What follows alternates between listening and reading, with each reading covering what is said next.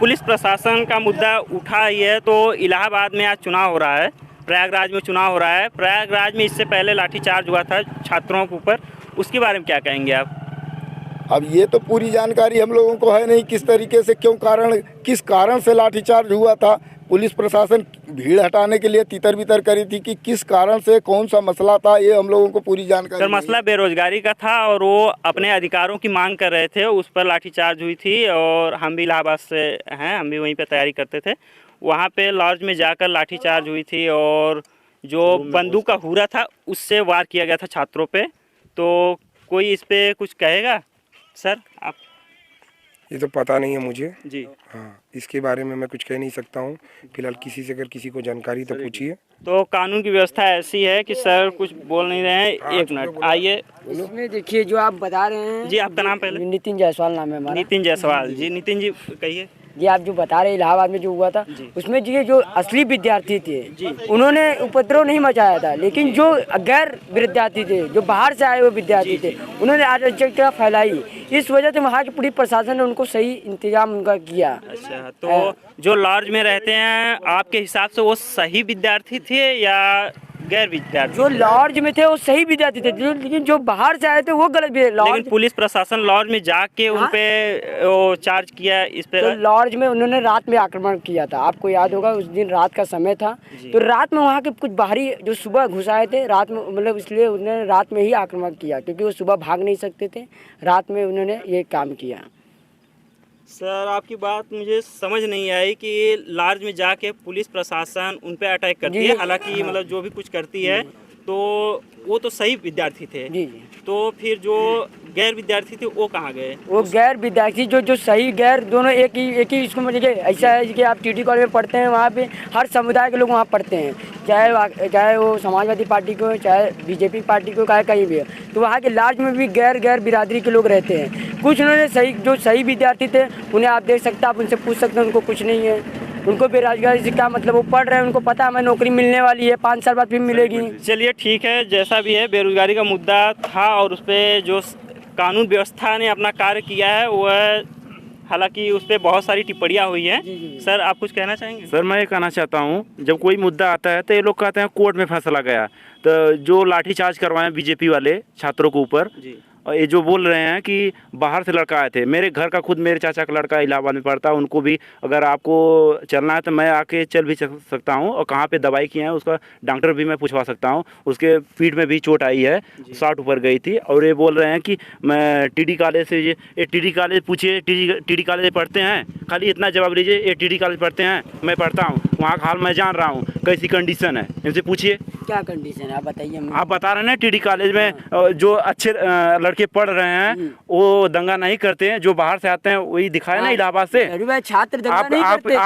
आपके घर पे कौन पढ़ता है इलाहाबाद, ये बताइए। छात्र दंगा कहाँ करते हैं? 1 मिनट भैया, जैसे आप बोल रहे हैं, ये व्यक्ति का ये कहना नहीं था, वो एक उदाहरण दिया है टीटी कॉलेज से लेकर के बच्चों को, और आप प्रश्न उठा दिए। चलिए एक मिनट, ठीक है, उसको छोड़िए। आज इलाहाबाद में चुनाव है, आज 5वें चरण का चुनाव है। आपको क्या लगता है कि इलाहाबाद के छात्र, वहाँ की जो जनता है, आपका साथ देने वाली है? किस तरह का माहौल बन रहा है? डंके की चोट पे देने वाली है, और यहाँ भी वही बात होगी। क्योंकि देखिए ये हम नहीं कहते हैं, ये हम नहीं कहते हैं, इन्हीं की पार्टी है। मुलायम सिंह यादव की पतो अर्पणा यादव ने सीधा कहा है कि आप मुंह तोड़ जवाब दीजिए, मुंह नहीं तोड़ पा रहे तोड़ दीजिए मुंह। हमारे पास वीडियो इसका भी है, जो जब अर्पणा यादव हमारे साथ है, बाकी हमें क्या डर है।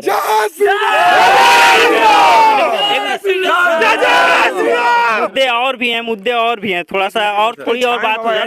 चलिए आइए सर, एक मिनट बस थोड़ा सा और मुद्दा है, इस पर बात हो जाए। सर जी, गोजर को 100 टांग होती है, एक टांग तोड़ने से कोई फर्क नहीं पड़ने वाला, ठीक है।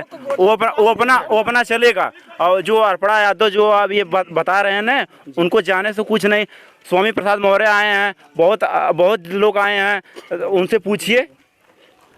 भैया ये बोलते हैं गोजर के 100 टांग हैं, एक टूट जाने से कुछ होता नहीं है। पहले सोचिए, एक एक एक इंसान का एक एक वोट बहुत महत्व रखता है। अब सोचिए सोहेल देव जो है, ओम प्रकाश क्या नाम है उनका, वो बोले थे जो सपा को वोट देगा वो अपने बहन माई बेटियों से घाट करेगा। आज उन्हीं से संगठन करके सपा पार्टी सिंबल ना मिलने से छड़ी का सिंबल ले करके और सपा वाले लड़ रहे हैं। उनका सिंबल गया कहाँ, वो अपने कौन से सिंबल से लड़ रहे हैं, बगैर गठबंधन के क्या करेंगे। अच्छा ठीक है, नहीं है। ठीक है, उस मुद्दे को छोड़िए, हम थोड़ा सा जो असल मुद्दा है गाँव में उस पर बात करते हैं। जो गाँव का स्मार्ट गांव बनवाने की बात चल रही थी, उस पर आप क्या कहेंगे? बन गया स्मार्ट गांव? स्मार्ट कार्ड जो बना है, स्मार्ट गांव, स्मार्ट सिटी, स्मार्ट गांव विकास। स्मार्ट सिटी आपको नहीं दिख रहा है? जी हाँ, देख रहे हैं कितना बढ़िया भव्य काशी विश्वनाथ मंदिर बना, इसके बाद कॉरिडोर बन रहा है, फिर इसके बाद उसमें जो है कि ड्रोन बनने वाला है। सर उत्तर प्रदेश की पूरी जनता काशी में नहीं रहती है, वो हर जिले में रहती है, पूरे उत्तर प्रदेश में रहती है, उसके बारे में क्या कहेंगे हम? तो उत्तर प्रदेश का विकास हो रहा है, आप देख रहे हैं धरातल पर जो है सारी चीज़ें दिख रही है सभी लोगों को। कोई चीज़ ऐसा नहीं है कि जो मोदी योगी जी नहीं किए हैं। मोदी योगी जी केवल तन पे कपड़ा पैर में चप्पल पहन करके पूरे ही जनता को अपना घर परिवार मानते हैं, सबका विकास करते हैं, देश का भी विकास करते हैं। कोई चीज़ ऐसा नहीं है छोड़े हैं मोदी योगी जी किसी क्षेत्र में जो विकास न किए हों। चलिए सर, बात करने के लिए बहुत सारे ऑप्शन हैं और बहुत सारी चीज़ें हैं, फिर कभी मुलाकात होगी तो इस पर बात होती रहेगी। जय समाजवाद।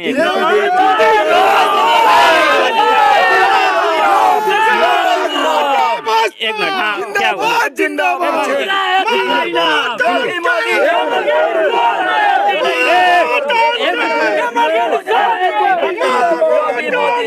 थोड़ा सा बात मुझे एक मिनट सुनिए, मुझे कुछ कहना है। इस तरह शोर ना मचाइए इस तरह से ना। मैं ये कहना चाहता हूँ जी कि कभी ये पार्टी के लोग जो हैं, कभी देखिए इनको जो आज इस समय सिंबल से लेकर के लड़ रहे हैं, कभी वो बहुजन में थे, कभी सपा में थे, कभी लहर चलेगी तो भाजपा में आ जाएंगे। क्या क्या लोग राजनीति फैलाते हैं, ना तो उनका सिंबल है ना तो उनके लोग हैं, डबल प्रकार के लोग चले हैं। किसी का लाल गमछा है तो किसी का पीला गमछा है, ये सब क्या राजनीति में है? अरे ठीक है, राजनीति को छोड़िए, थोड़े मुद्दे की बात किया जाए, विकास जो हुआ है उस पर बात हो तो ज्यादा बेहतर है। जी बोलिए। जी सर, आप कुछ कहना चाहेंगे? इधर आइए। बोला तो हूँ, ज्यादा हमारे पास समय नहीं है। जी चुनाव काफी नजदीक आ चुका है। हाँ, और ये भी जानते हैं कि आज मोदी सरकार जो आज मोदी जी हैं वो बनारस में आने वाले हैं, तो जी हाँ बता रहे हैं, हम लोग सिर्फ राम मंदिर जय श्री राम के साथ हैं, हिंदुत्व के प्रति है। बीजेपी हमारी हिंदुत्व को आगे बढ़ावा दे रही है। मुसलमान जो माफिया है, दंगाई हैं, उनको भाजपा सरकार जेल में कर रही है। इसके प्रति हम लोग खुश हैं, इसलिए हम सब भाजपा समर्थक हैं। जय श्री राम। ये वोट देते हैं क्योंकि इस बार हिंदू राज घोषित करने वाला है, इसीलिए हम लोग वोट देंगे। और हिंदू राज घोषित होकर रहेगा, और जब तक नहीं होगा हम किसी और को वोट नहीं देंगे, सिर्फ भाजपा को वोट देंगे। जैसा भी हो उसके इतर अगर देश में विकास हो तो ज़्यादा बेहतर है। विकास, बेरोजगारी और सारी चीज़ें भी हैं, तो हिंदू और हिंदुत्व को छोड़कर और भी मुद्दे हैं तो उस पर बात हो तो ज़्यादा बेहतर है। चलिए, हालांकि सबने अपना अपनी राय दी है, वो बहुत अच्छा है। चलिए धन्यवाद, मिलते रहेंगे ऐसे ही। सर एक मिनट सर, हिंदू मुस्लिम करके ये वोट लेना चाहते हैं और इस बार जनता तय कर लिया है कि हिंदू मुस्लिम इनके करने से कुछ नहीं फर्क पड़ने वाला है। इसकी अब की बार अखिलेश जी की सरकार। जय हिंद, जय समाजवाद।